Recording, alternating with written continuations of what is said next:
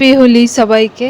এই প্রথম বিয়ের পর আমাদের হোলি একসাথে খেলছি, আর মাকে রং দিয়ে তারপরে বরকে দেবো, যেহেতু মা বড় সেই জন্যে।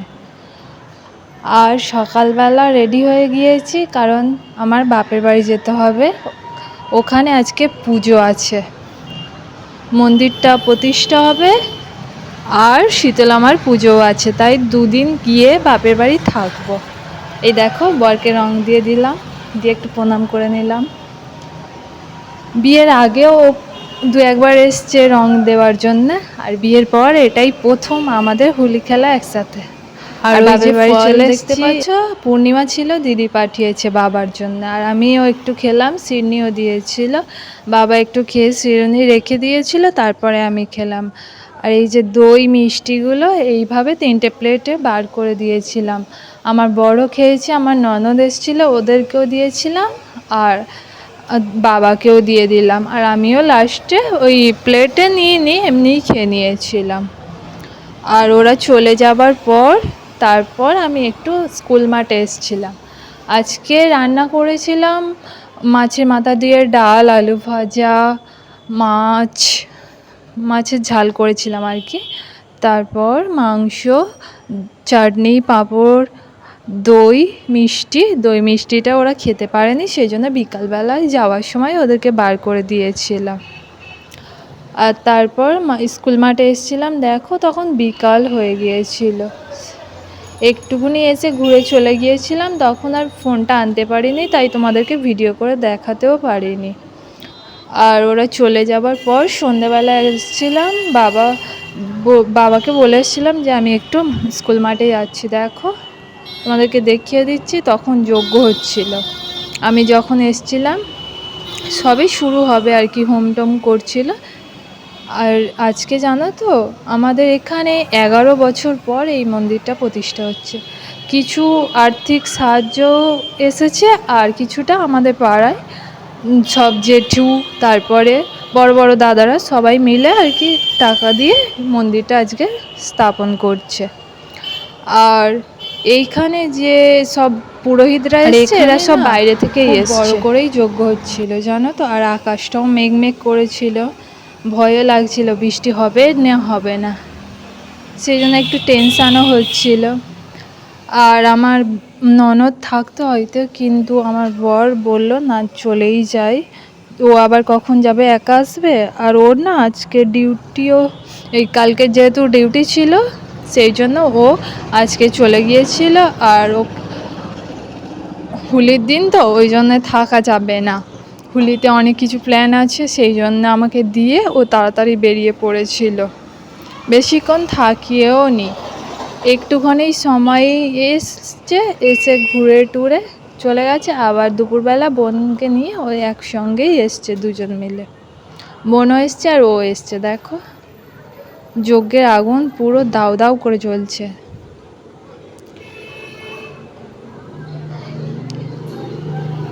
আর তারপরে মন্দিরে চলে এসেছিলাম, হালকা হালকা বৃষ্টি পড়ছিল, তখন মন্দিরটা ঘুরিয়ে তোমাদেরকে দেখিয়ে দিচ্ছিলাম। এই ঝাড়বাতিটাও লাগিয়েছে, আর ঠাকুরগুলো দেখো, যেন মনে হচ্ছে সত্যি সত্যি ঠাকুরগুলো এসে বসে আছে।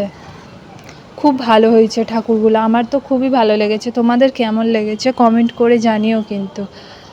আর এখনও পর্যন্ত যারা আমার ভিডিও দেখেছো তারা সাবস্ক্রাইব করতে ভুলো না কিন্তু। আর যারা অলরেডি আমার চ্যানেলটিতে সাবস্ক্রাইব করে দিয়েছো তাদেরকে অসংখ্য ধন্যবাদ। আর তোমাদের যদি আমার ভিডিও ভালো লাগে তাহলে একটা লাইক করে দিও, আর শেয়ার করতে ভুলো না কিন্তু। লাইক করলে আমার ভিডিও বানাতেও খুব ভালো লাগে। আর এই যে বোনটাতে দেখতে পাচ্ছ, এই বোনটা বলছে যে হাই হ্যালো ছাড়ো, হরে কৃষ্ণ বলো, মানে এখন একটা ভিডিও সে ভাইরাল হয়েছে না, ওটা দেখেছে, সেই জন্য ও বলছে। আর দেখো বৃষ্টি পড়ছিল বলে আমি উপরেও চলে এসেছিলাম, আর তখন হালকা হালকা হাওয়া হচ্ছিল, আগুনটা মানে হালকা হালকা নিভে প্রায় এসছিল। তাতে পুরোহিতগুলো কাঠ দিয়ে দিচ্ছিল, তারপর ঘি দিচ্ছিল যাতে দাউ দাউ করে আগুনটা জ্বলে, নিভতে দিলে হবে না। দেখো মন্দিরের ভিতরে তারপর চলে এসে আমি তোমাদের দেখিয়ে দিচ্ছিলাম। ওই যে পিছনে দেখতে পাচ্ছ ওটা একটা দাদু হয়, দাদুটা কথা বলছে। আর কাকিমার সাথে আমি একটু বসেও ছিলাম, পাটা একটু কনকন করছিল বলে সেই জন্য কাকিমা বসেছিল। কাকিমার পায়ে লাগা, জানো তো, প্রায় 5-6 বছর মতো ওনার পায়ে ওই রকম সমস্যা হয়ে আছে। তাও সংসারে করতে হবে তাই উনি কাজগুলো করে, না হলে ওনার একটু পায়ের সমস্যা। আর তারপর দেখো সবাই মিলে ঠাকুরকে আহুতি দেওয়ার জন্য দাঁড়িয়ে প্রণাম করছিল, আর পুরোহিতরা মন্ত্র বলছিল, সেই সব মন্ত্রগুলোও উচ্চারণ করছিল। 11 বছর পর এই অনুষ্ঠানটা করার জন্য অনেক কষ্ট করেছে আমাদের পাড়ার ছেলেরা। তারপরে ভগবান না চাইলে কি আর কোনো কিছু সম্ভব বলো? সেই জন্য আজকে ঠাকুরও চেয়েছে, সঙ্গ দিয়েছে, আর আমাদের পাড়ার সবাইয়ের সহযোগিতায় আজকের অনুষ্ঠানটি সম্পূর্ণ হয়েছে। মন্দিরে ঠাকুরগুলোর প্রাণ প্রতিষ্ঠা হলো আজকে। দোষের মধ্যে একটা খারাপ কি হলো, মন্দিরটা প্রতিষ্ঠা হওয়ার সময় হালকা একটু ঝড় হয়েছিল। প্রথমে তো ভেবেছিলাম যে খুব বৃষ্টিতে আগুন লিভে যাবে বোধহয়, ভয়ও পেয়ে গিয়েছিলাম একটুতে, কিন্তু সবাই দাঁড়িয়েছিল, কেউ যায়নি। একটুও দেখো বৃষ্টি পড়ছিল বলে ঘোমটা দিয়ে দিচ্ছিল, জোরে বৃষ্টি মোটামুটি এসেছিলো, খুব জোরে আসেনি যে আগুন লিভে যাবে। আর নিভতেও দেয়নি আমাদের পাড়ার দাদারা, তেল ঘি দিচ্ছিল, তারপরে মাখন দিচ্ছিল যাতে না আগুনটা লিভে যায়। অনেকক্ষণ ধরে চেষ্টা করছিল। এই দেখো প্রদক্ষিণ করছে। তারপরে আমরাও না এই সময় যাব বলে আর গিয়েও ছিলাম, কাকিমা বলেছিল যাওয়ার জন্য। গিয়ে যে একটু দাঁড়িয়েছি তখন হচ্ছে কি বন্ধ হয়ে গিয়েছিল প্রদক্ষিণ করা। একেবারে লাস্ট মোমেন্টে কাকিমা বললো চ আমরা গিয়ে দুজনে প্রদক্ষিণ করি। আমি তো যাব বলে রেডি হয়ে গিয়েছি। আর যখন যেতে যাব তখন দেখলাম সবে মানে বেরিয়ে খানিকটা গিয়েছি প্রদক্ষিণ করব বলে, তারপর দেখলাম যা বন্ধ হয়ে গেল প্রদক্ষিণ করা, আর ঘুরতেও পারলাম না। আর তারপরে একটু বেশ ভালো মতোই জোরে বৃষ্টি এসছিল, তাই ভিতরে চলে এসছিলাম। আর সবাই প্রদক্ষিণ করছিল, দেখো ঠাকুরের কাছে প্রার্থনা করছিল যাতে সবটা ভালোভাবে মিটে যায়, ভালো হয় যেন। ঠাকুর চাইলেই তো সব কিছু সম্ভব বলো, ভগবানের হাতেই তো সব কিছু। আজকে আমার মা থাকলে দেখতে পেতো, কত খুশিও হতো। এই মন্দিরটা হবার সময় আমার মা জানো তো বেঁচে ছিল,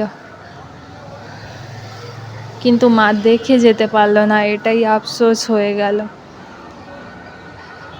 যাই হোক, মা যেখানেই থাকুক দেখতে পাবে। আর জানো তো আমার মা এখানে মন্দিরটা হবার জন্য 1000 টাকাও দিয়ে গিয়েছিল। বাবা তো 500 টাকা দিয়েইছে, তারও আগে মা 1000 টাকা দিয়ে গেছে। মা যেখানে থাকুক ভালো থাকুক, সুস্থ থাকুক, আশীর্বাদ করুক, সব কিছু যেন ভালোভাবে হয়। যতদিন আমরা বেঁচে থাকবো মায়ের আশীর্বাদে সব কিছু ভালোভাবে হয়েও যাবে, এটা আমার বিশ্বাস। দেখো সবাই ভিডিও করছে, আর খুব জোরে বৃষ্টি এসেছিলো, তাও দাঁড়ে সবাই মিলে তখন আহুতি দেবে বলে দাঁড়িয়েছিল হাত জোড়ো করে। মন্ত্র বলছিল, বাবুন ঠাকুর ভিক্ষাও চাইছিল। দেখো দেখো কেমন জোরে বৃষ্টি আসছে, তোমাদেরকে দেখিয়ে দিচ্ছি। সবাই ভিতরেও চলে গিয়েছে। একটা দাদু হচ্ছে কি মনে হয় অনেক টাকা দিতে হবে জিজ্ঞাসা করেছে, সেই জন্য বামন ঠাকুর কানে হাত দিয়ে বলছে মাফ করো মাফ করো। দেখো কী দিচ্ছিল ওই দাদুটা, তোমাদেরকে দেখিয়ে দেওয়ার চেষ্টা করছিলাম, কিন্তু আমি মন্দিরের ভিতরে ছিলাম বলে সেইভাবে ভালো করে দেখাতে পারছিলাম না তোমাদেরকে। ভালো করে বুঝিয়ে বলে দিচ্ছিল যে কি কি করতে হবে। তারপরে একটা কাকিমা পুরোহিত ঠাকুরদের জন্য চা বিস্কুট নিয়ে এসেছিলো, আর তার মধ্যেই ইলেকট্রিকটা চলে গেল। যা, তখনও কিন্তু আগুন লিভতে দেয়নি। দেখো পুরোহিতগুলো জ্বালিয়েই রাখছিল, বলছিল যে আগুন নিভে গেলে, যজ্ঞের আগুন নিভে গেলে খারাপ ক্ষতি হবে, সেই জন্য হাজার চেষ্টা করে যাতে জ্বালিয়ে রাখা যায়। দেখো কি জোরে হাওয়া হয়েছে, ঝড় উঠেছে বলতে গেলেই চলে। আমি তোমাদেরকে দেখিয়ে দিচ্ছিলাম, আমি ভাবছিলাম আমার ফোনটা বোধহয় এক্ষুনি পড়ে যাবে। আর এক মুহূর্তে ঠান্ডাও হয়েছিল, ঠান্ডা হাওয়া বাতাস বইছিল, খুব জোরে জোরেই হাওয়া হচ্ছিল। দেখো আমি দূরে সরে এসেছিলাম, বৃষ্টিতে মানে আমার ফোনটা ভিজে যাচ্ছিল সেই জন্যে। আর দাদাগুলো কিন্তু সরেনি, দেখো দাঁড়িয়েই ছিল, ভিজে ভিজে হলেও দাঁড়িয়েছিল। আর পুরোহিত ঠাকুরগুলো দেখো, ওরা ওদের মানে কি কাজ গুছিয়ে নিতেই আছে। দেখো ধুতি কাপড়গুলো সব ওরা নিয়ে নিচ্ছিল বাড়ি যাবার জন্য, তাড়াহুড়ো করছিল। ওরাও মানে কি বৃষ্টি এসছে, একটা সুযোগ পেয়ে গেছে না, যে তাড়াতাড়ি করে কাজ সেরে আগে বাড়ি চলে যাব, সেই রকম একটা ভাব। তারপরে সবাই ওই দিকটাই চলে গিয়েছিল, কয়েকটা দাদা এদিকে ছিল, কারণ আগুনটা না যখন ঝড় হচ্ছিল এদিক ওদিক হচ্ছিল। দেখো ঠিক যেন সাপের ফনার মতো করছিল, আর আগুনের ধারে দাঁড়ানোই যাচ্ছিল না, ঝলকানি লাগছিল। দেখো কি বীভৎস না। আমি তো এক মুহূর্তে মানে ভয় পেয়ে গিয়েছিলাম, কি হবে এবার, নিভে যাবে নাকি। এত কষ্ট করে সবাই করেছে, এর মধ্যে নিভে গেলেও খারাপ আগুন। তারপর শিব ঠাকুরের সামনে প্রদীপটা ধরিয়ে দিচ্ছিল, আর এতটাই হাওয়া হচ্ছিল যে প্রদীপটা ধরানোর পরেও নিভে যাচ্ছে। দেখো কিছু করার নেই, চেষ্টা করছে যাতে জ্বালিয়ে রাখা যায় সব কিছু প্রদীপগুলো। আর বামন ঠাকুর এদিকে আরতি করছে, দেখো ভালো করে দেখিয়ে দিচ্ছি তোমাদের। ঠাকুরমশাই ওই সেই বলে না 108 যে প্রদীপ, সেটা জ্বালানোর জন্য কুলোর মধ্যে যেটা থাকে। কিছু করার নেই, জ্বালিয়েছে খানিকটা, আর এমন হাওয়া দিয়েছে কয়েকটা প্রদীপ লেবে গিয়েছিল, সেই জন্য সবটা আর জ্বালিয়াতে পারেও নি। ঠাকুরমশাই বললো আচ্ছা ওই ঠাকুরকে একটু দেখিয়েছো তো, ওরতেই হবে বলে আর পাশে রেখেও দিয়েছিল। সব কাজ মোটামুটি প্রায় হয়ে এসছে, আর 1 ঘন্টা মতো দিলে হয়েই যেত ভালোভাবে সব কিছু। 1 ঘন্টা পর যদি বৃষ্টিটা আসতো অতটা সমস্যা হতো না। কি আর করা যাবে, ঠাকুরের যেটা ইচ্ছা। সব শেষে নাকি বৃষ্টি হলে ভালো, এটা আমি শুনেছি, যে কোনো কাজের শেষে নাকি শান্ত হয়, সবটা খুব ভালোভাবে মেটে।